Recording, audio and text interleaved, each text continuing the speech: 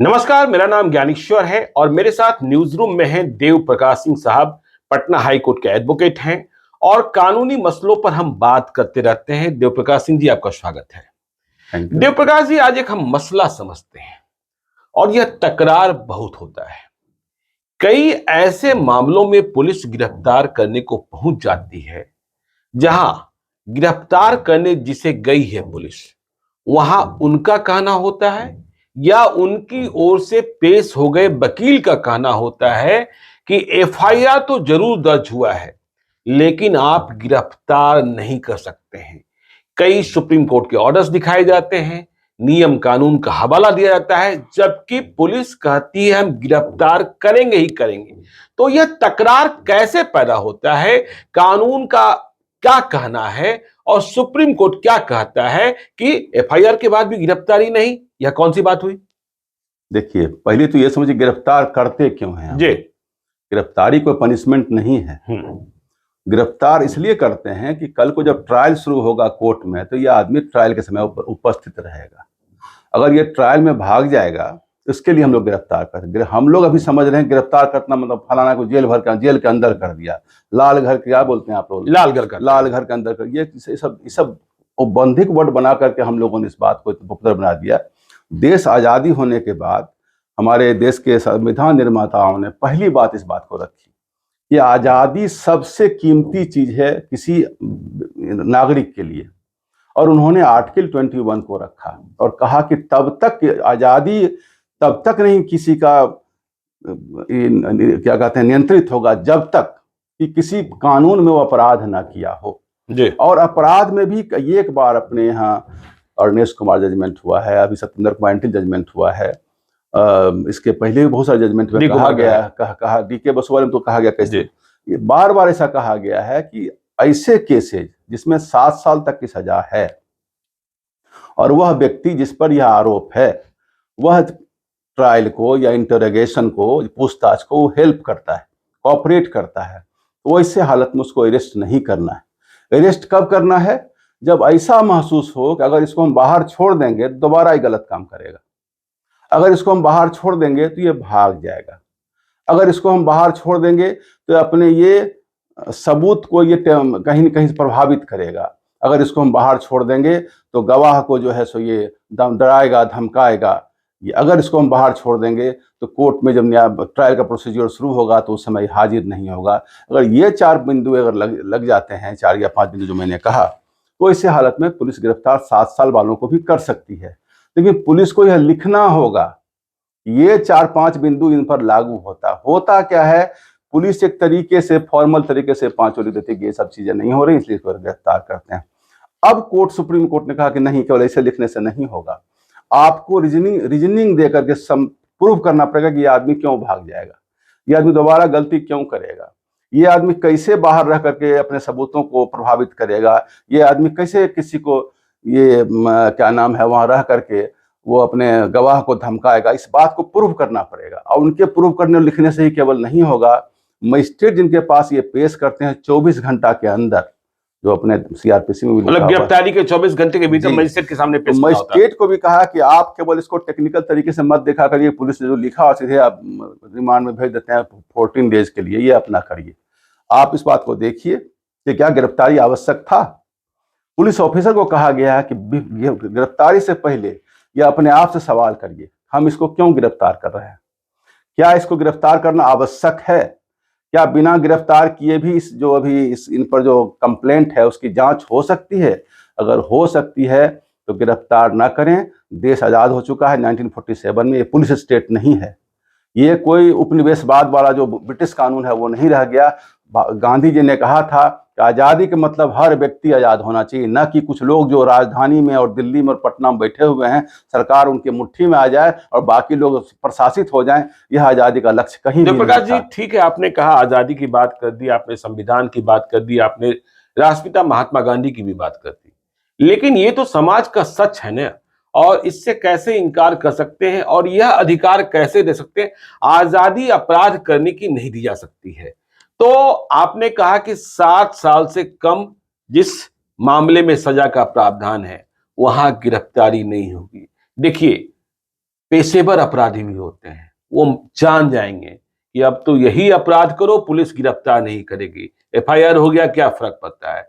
तो फिर क्या होगा? फिर तो आप कह रहे हैं ठीक है पुलिस स्टेट नहीं होना चाहिए, लेकिन क्राइम फ्री सोसाइटी या लेस क्राइम सोसाइटी, इसकी कल्पना भी तो हम करते हैं। देखिए, जो गंभीर अपराध है, डकैती है जी, मर्डर है, रेप है, जी, या इस ढंग के और जो गंभीर अपराध हैं, पॉस्को एक्ट के जो अपराध हैं, वैसे अपराध में नहीं ये कानून लागू होता है। और साथ में इसमें भी जहां तक पुलिस को गिरफ्तार करने की शक्ति जो सीआरपीसी 41 में दिया हुआ है, उनके धारा में, उसमें कहीं रोक नहीं है। लेकिन इतना ही रोक है कि उसके आड़ में जो किसी डॉक्टर के ऊपर कोई आरोप लगता है, डॉरी एक्ट में भी अब देख रहे हैं कि उसके साथ सास ससुर बेड पर पड़े हुए हैं, विदेशों में उनके नंदोषी रहते हैं, उनको पकड़ के अरेस्ट करके हम लोग बंद कर दे रहे हैं।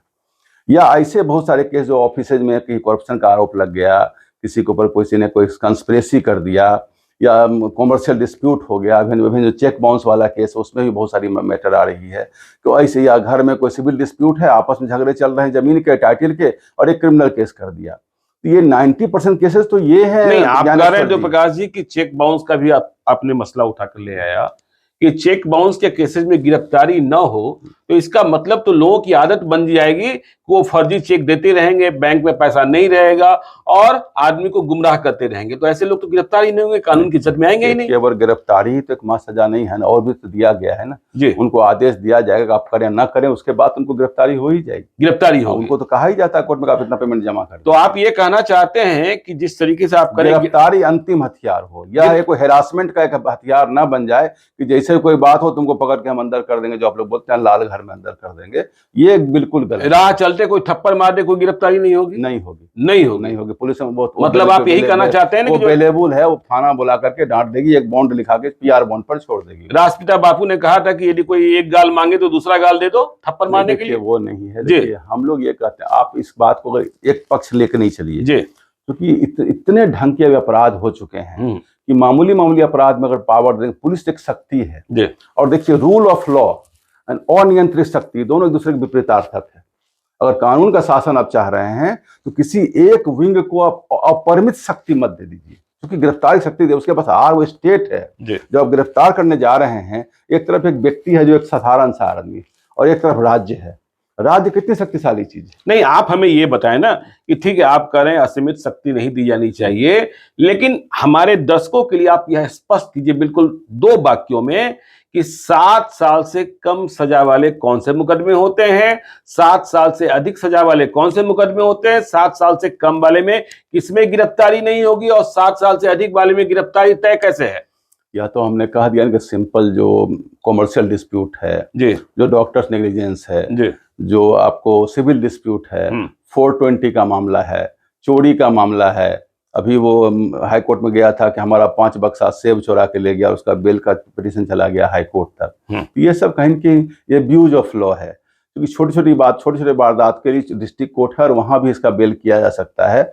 और बार बार हम बोल रहे हैं कि बेल इज ए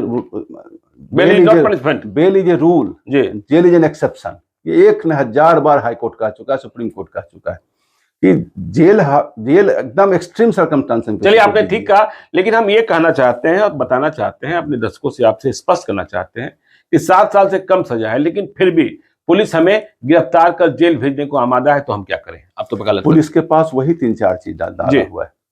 वही 3-4 चीज है कि क्या वो बाहर रहने पर दोबारा ये गलती करेगा, फिर अपराध मान किसी को मार देता है तो दोबारा फिर ये मारेगा, या क्या ये बाहर रह करके भाग जाएगा, क्या ये बाहर रह करके अपने सबूत को प्रभावित करेगा, क्या ये बाहर आके गवाह को प्रभावित करेगा या धमकाएगा, क्या बाहर रह करके जब पुलिस का ट्रायल, जब कोर्ट का ट्रायल शुरू होगा तो वहाँ ये साथ नहीं देगा। इन बिंदुओं पर कहीं पुलिस को अगर लगता है, संदिग्ध माने उसका विश्वास होता है कि ऐसा करने से ऐसा होगा, तभी गिरफ्तार करे। और गिरफ्तार करने से पहले इन सवालों को अपने आप से पुलिस पूछ ले और देखे कि कन्विंसिंगली ये प्रूव हो रहा है, तभी गिरफ्तार करे। चलिए, तो ठीक है। देखिए, आपने समझा जो मेरा मूल सवाल था कि एफआईआर दर्ज होने के बाद भी पुलिस किन मामलों में अभियुक्त को गिरफ्तार नहीं कर सकती है, और यदि गिरफ्तार कर रही है। अब इसमें एक सवाल और कर देते हैं जी, अगर वो 7 साल से ऊपर का मामला है जी, तब तो गिरफ्तारी होगी।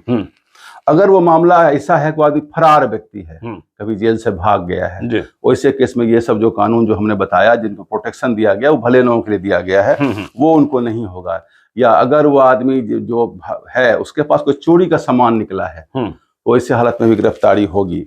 अगर वो आदमी पुलिस को गिरफ्तार करने में बाधा दिया है, सरकारी काम में बाधा दिया है, तो वो भी गिरफ्तार होगा।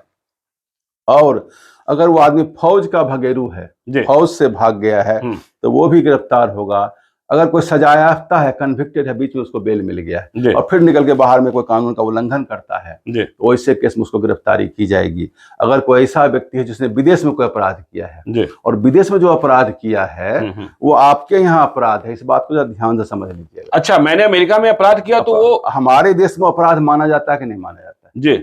अब जैसे कि मान लीजिए कि बिहार में आपके यहाँ निषेध है, वो क्या कहते हैं, मादक द्रव्य, लेकिन बाकी जगह पर नहीं है। तो वहां पर अगर नहीं है तो नहीं अरेस्ट करें। विदेशों में है तो विदेशों में नहीं हो सकता है। लेकिन बाहर जहाँ एक्स्ट्राडिशन ट्रीटी हमारा है, जहाँ पर हम लोग आपस में देश का हम लोग का संबंध है, आपस में संबंध चल रहा है, वहां पर है कि अगर वहां कोई आदमी अपराध किया है और वो आपके देश के कानून में अपराध है तो उसको अरेस्ट करना आवश्यक है। तो देखा आपने, बिल्कुल स्पष्टता के साथ देवप्रकाश सिंह जी ने समझाया कि किन मामलों में गिरफ्तारी हो सकती है और किन मामलों में पुलिस नहीं गिरफ्तार कर सकती है, सिवाय इसके कि ट्रायल से आपके भाग जाने का डर न हो। देखिए, मुकदमा चलेगा, कोर्ट में ट्रायल होगा, यह बात तय है। तो आपने पूरी बात समझी होगी और इसी तरीके से हम आपको कानूनी ज्ञान देते रहते हैं। आप देखते आरोप लगे तो जांच करवा लीजिए, पुलिस से झूठ मत बोलिए, पुलिस से झूठ मत बोलिए। ठीक है, तो देवप्रकाश सिंह जी ने बताया। तो आप देखते रहिए हमारे चैनल को। यदि अब तक आपने सब्सक्राइब नहीं किया तो जरूर कर लीजिएगा और यदि इस वीडियो को फेसबुक पेज के माध्यम से देख रहे हैं तो पेज को लाइक कीजिएगा, ट्विटर पर भी हमें फॉलो कीजिए। धन्यवाद।